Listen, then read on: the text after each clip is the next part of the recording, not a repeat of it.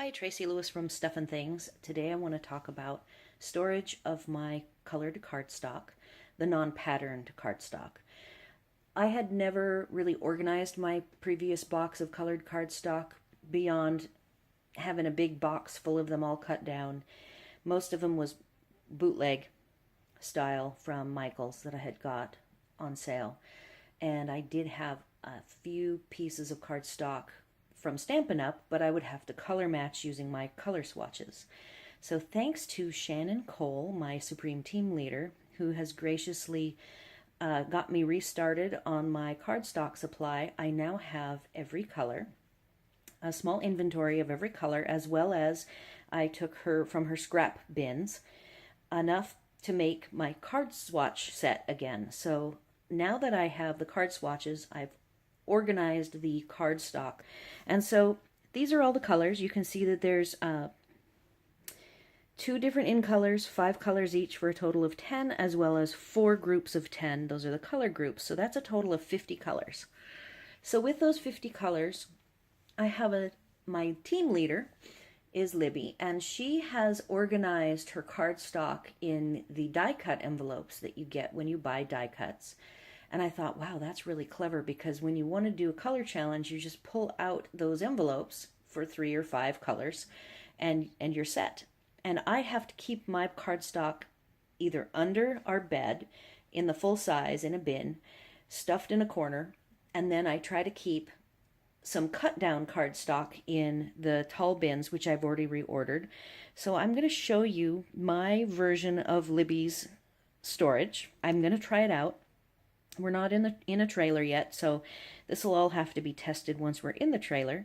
But since I'm using the same footprint, I'm just organizing within the boxes a little differently. I think this is going to work.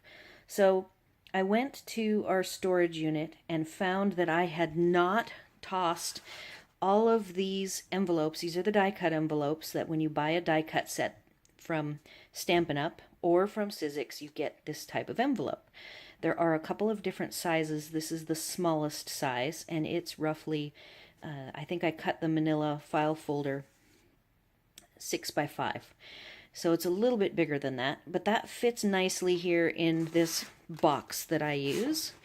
And I have 25 of them, which isn't enough, of course, since I have 50 colors.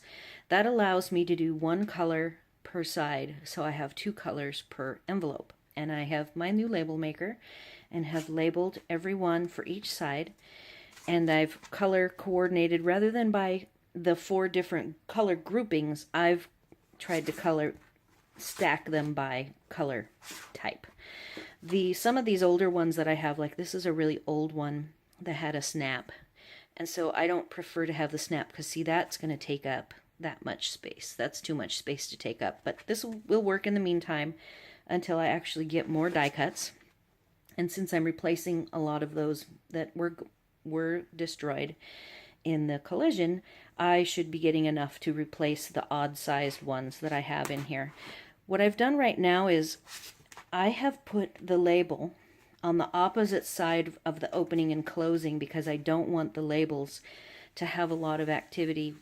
This is a really kind of a weird rough surface, and I'm afraid that my labels won't stick so well.